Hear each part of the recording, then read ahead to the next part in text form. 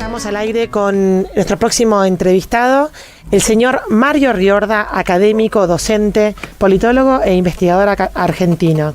Él es autor, entre otros libros, del libro que ha ganado el Victory Awards al Mejor Libro Político 2015, Comunicación Gubernamental en Acción. Hola Mario, un placer para mí presentarte en Citas de Radio. ¿Cómo estás? Soy Elisa. Hola Elisa, un placer para mí también, un gusto. Estoy aquí con Catalina y con Angie para conducir esta entrevista. Mario, bueno, ¿qué desafío hablar hoy de comunicación gubernamental con las idas y venidas que hemos tenido en el tema de comunicación, ¿no? Porque hemos venido de una percepción, digamos, por parte de la sociedad, de una especie como de batalla de relatos, y uno termina preguntándose si la comunicación del gobierno digamos, es más importante que lo que hace el gobierno, o si hay que hacer y dejar tanto de comunicar, o cuál es el rol de la comunicación, cuál es el rol de la gestión y del hacer, ¿no? Bien. Bueno, en este momento creo que buena parte de los habitantes del planeta y también de los argentinos estamos viendo las Olimpiadas, ¿sí? Sí. Y cuando vemos las Olimpiadas y particularmente vemos a los equipos argentinos jugar, nos brota la idea de ser técnicos, ¿sí? Nos sale el técnico de adentro tratando de ordenar la cancha, por así decirlo, de plantear mi estrategia, etcétera, etcétera. Y esto que generalmente se lo asocia al fútbol, pero que hoy se ha trasladado también a otros deportes, preferentemente de equipos, donde hay juegos colectivos, tiene que ver con un nuevo pasatiempo social que responde en términos de equivalencia o analogía a ese ejemplo, en el sentido de que también hoy son todos expertos en comunicación política, en tanto en cuanto a la masividad de esta actividad se ha expandido a un nivel donde la plática social, donde el diálogo y el debate social también forma parte de la opinión o cómo uno se para frente al fenómeno. La cuestión es si nosotros, como fan de la selección argentina en cualquiera de los equipos, sabemos o podríamos dirigir. Y la respuesta creo que se cae maduro, no. Me parece que pasa exactamente lo mismo con la comunicación, ¿sí?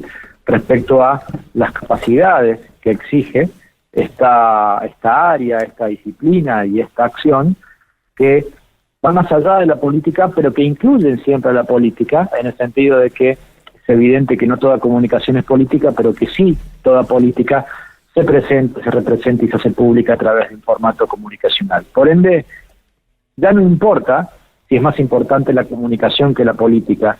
Lo que importa básicamente es que cada vez que aparece la política siempre trae como consecuencia natural y directa y obvia, diría, una actuación de un fenómeno comunicacional, que es, en definitiva, cuestiones por lo cual también terminamos juzgando la calidad de un gobierno. De hecho, hoy sobre Cambiemos, que venía con ínfulas electoralistas imbatibles, de hecho uno imaginaba que Cambiemos iba a ser, vale uno saber qué, pero en términos de expectativas había y sigue habiendo en términos presentes muchas, pero sí quedaba claro que iba a haber un lugar en donde de alguna manera iba a dictar cátedra, que era la comunicación. Y esto es un problema, porque si creemos que la comunicación actúa instrumentalmente separada del objeto principal, que es el objeto de lo político, estamos frente a un problema. Por lo tanto, a la pregunta específica respecto a qué está pasando y si es más importante, la comunicación no es más importante que la política, es un hecho necesario cuando aparece lo político. Y segundo, si se lo entiende instrumentalmente creyendo que es una competencia exclusiva y excluyente de un grupo que Cambiemos circunstancialmente, podría haber sido otro, también es un error. Porque el error de la comunicación política, vale la redundancia, rara vez trae consecuencias eminentemente comunicacionales. Lo que trae básicamente son consecuencias políticas. Entonces, analizar si el gobierno comunica bien o mal es literalmente lo mismo que analizar si el gobierno gobierna bien o mal.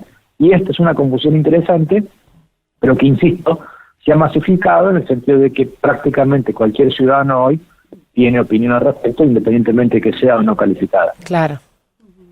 Hola Mario, ¿cómo estás? Hola Mario, ¿cómo estás? Catalina, soy Catalina Castro, ¿cómo te va? Hola Catalina, ¿cómo va? Bien, muy bien, gracias. En tu libro aparecen ejemplos de construcción de gobernabilidad como en distintos bloques, ¿no? Por ejemplo, todo lo que ha sido los discursos o los relatos o los roles de Chávez, Correa, Morales, Kirchner, Por otro lado está los ejemplos de Santos y Piñeira como más tecnócratas y demás. La pregunta es, la comunicación del gobierno, la política del gobierno, lo que haga el gobierno con su política y su comunicación, ¿de alguna manera recoge o puede saber leer lo que está sucediendo, lo que está necesitando esa sociedad a la que va a gobernar y desde esa necesidad construir un relato y ahí ser más eficiente? Mi pregunta es si, por ejemplo, toda esta etapa de América Latina, donde tuvimos gobiernos similares desde un punto de vista comunicativo, había como en América Latina una semilla o algo que había ahí que explotar o enriquecer. Y si ahora la sociedad está pidiendo otra cosa y por ahí el actual gobierno no lo está sabiendo leer. Bien, bueno, tu pregunta en general creo que decantaría básicamente en 3 o 4 libros distintos o tesis doctorales distintas, ¿sí? Vamos a intentar responderla lo más sencilla que podamos. Sobre si un gobierno puede tener un relato, mi expresión es debería, y además debería saber cuál es el contenido de ese relato, porque lamentablemente, y no solamente en Argentina, pero especialmente en Argentina, la expresión relato está asociada a un uso que básicamente está adscrito a la idea de manipulación de datos de la opinión pública, de datos del INDEC, etcétera, etcétera, que tienen que ver con ficcionar en estado de situación que no era tal, o por lo menos eso es lo que piensa una buena parte de la sociedad. Por lo tanto, el relato tiene una carga ideológica, valorativa, circunstancial en la coyuntura argentina, que de mi punto de vista, para opinar sobre el relato, pediría no considerarla, ¿sí? Claro. ¿En qué sentido? En que esa desvirtuación de la expresión relato en Argentina es lo que nosotros, y yo personalmente he desarrollado hace mucho tiempo en términos de concepto, que ahora el libro que ustedes citan lo toma, lo desarrolla y lo amplía, lo conceptualiza en todo caso, es la idea del mito de gobierno, que tiene que ver con ese proyecto de largo plazo, anclado en valores, que rescata las políticas públicas, que comunica en términos de abstracción el futuro y el devenir, pero que tienen anclaje en lo que el gobierno hace como tal, como hecho concreto, y también tiene un anclaje en dimensiones que tienen que ver con el pasado, por lo tanto generan empatía popular que se supone siempre debe ser mayoritaria o asimétricamente mayoritaria, ¿sí? En esta idea el mito de gobierno no es una opción hoy, es una necesidad, porque de alguna manera es lo que da certeza. Digo, la contracara de un mito de gobierno es una comunicación inventarial. Una vez un alcalde muy importante de América Latina le pregunté, ¿cuál es tu mito de gobierno? Y él me dijo, no tengo ni idea, pero si querés te cuento las 100 primeras principales políticas públicas que desarrollamos. Pues bien, el ciudadano no puede estar siempre conociendo 100 cosas distintas, por citar un número. Entonces, el mito de gobierno lo que hace es que cuando hay políticas públicas desarrolladas, implementadas, y la gente las valora, el mito abstrae, ¿sí?, esas políticas públicas, le da coherencia y esa abstracción la proyecta hacia el futuro. Claro, como un símbolo, ¿no? Digamos, como una cosa simbólica. Exacto, pero que también da certeza de decir, este es mi rumbo, claro, y es socialmente mayoritario o es legitimado por mayoría ciudadana. Por lo tanto, este del mito de gobierno, que mal se llama relato, pero que entendamos viene de la academia, de relato como sensación de futuro, de proyección futura, evidentemente debiera saberlo un gobierno, debiera conocerlo, o por lo menos tener pistas de cómo intentar construirlo, ¿sí? Esto es un punto pero sumamente importante. El segundo punto es, si todos los gobiernos fueron iguales en algún momento, pues me imagino que de tu pregunta surge algo así como la idea de que las izquierdas nacionales populares fueron como, yo diría, el estilo cantante de toda América Latina. Y ahí yo pondría un cuidado, ¿sí? ¿Cuál es el cuidado? Que América Latina es grande. Y una cosa es la visibilidad de 5, 6, 7 modelos, entre comillas, países, y otra cosa es toda América Latina. Porque mientras se daba este fenómeno en una serie de países muy importantes, había otros que tenían fenómenos absolutamente opuestos. Claro. Colombia por derecha, México por derecha, ¿sí? Lo interesante incluso es verlo hoy. Yo no sé si hay un reclamo de un nuevo gobierno. Si en todo caso hubo un periodo bastante amortizado de que estos gobiernos nacionales populares, algunos siguen vigentes, muy vigentes, Ecuador y Bolivia por caso, otro malamente vigente, Venezuela, ¿sí? Otro intermedio, discutible en términos de calidad, pero muy vigente en términos de apoyo, como Nicaragua, y el resto han terminado con bastante ruido, el caso de Brasil, hoy con un ruido mediático, aunque en términos de apoyo se ha terminado ahí en un punto medio, el de Argentina, ¿sí? Y 2 o 3 modelos que tienen menor apoyo relativo, como Chile actualmente o como Uruguay actualmente. Pero también hay derechas que han sido la respuesta pública a fenómenos distintos y tampoco han conseguido consenso. Claro. Y México, por citar el segundo gran, casi diría, país de dimensión en términos de cantidad de gente continental, ¿sí? Que es el que le sigue a Brasil en términos de escala, tiene un gobierno de derecha que está en su peor valoración histórica para un presidente. Hoy también Brasil, en una complicada institucionalidad, en pleno impeachment de Dilma Rousseff, los niveles de aprobación de Dilma están en el 8-9%, todo el resto negatividad, pero los niveles de aprobación del actual presidente están en el 5-6% y todo el resto negatividad. Por lo tanto, la respuesta es si todo lo nuevo es una buena respuesta porque ha fracasado lo anterior, y la respuesta es no. El único signo de interrogante que queda en toda América Latina respecto a una respuesta casi diría a modo de blanco y negro y blanco de lo que fue el pasado, es el gobierno de Cambiemos en Argentina, con serios problemas en términos de legitimidad y de aprobación. Son, todavía la imagen del presidente tiene diferencial positivo, esto significa más positividad que negatividad, todavía los niveles de expectativos futuros son sumamente interesantes, pero en términos de aprobación presente ya el gobierno tiene diferencial neutro, tanto imagen positiva como negativa, o bien diferencial levemente negativo, en donde la negatividad supera por poco a la positividad. Entonces, vale decir, hay todavía un signo de pregunta sobre si el futuro de los nuevos gobiernos son lo que realmente la gente demandaba, ¿sí? También hay un juego, quizás como tercer elemento, producto de tu, yo diría, cadena de preguntas enormes que me has hecho. Sí, perdón. Perdón. Tercer elemento que tiene que ver con que hay una merma de la capacidad relativa del Estado para poder dar respuesta, que es un tema importante y que excede por completo a América Latina. El Estado, lejos de estar de ser el punto máximo de la representación política, llega al gobernante, incluso hay gobernantes que sufren la permanencia en el Estado, un Estado al cual se le pide cada vez más, pero cada vez puede brindar menos, y además con un juego democrático sumamente interesante. No tengo dudas que estamos en el periodo más democrático de la historia, pero hay un hecho paradojal, y a mi entender, quizás lo más importante de todo lo que puedo haber dicho, es, mientras más democracia hay, más fluctuante se vuelve el electorado, más capacidad, más empoderamiento tiene el ciudadano de frenar, de limitar, de cambiar, ¿sí?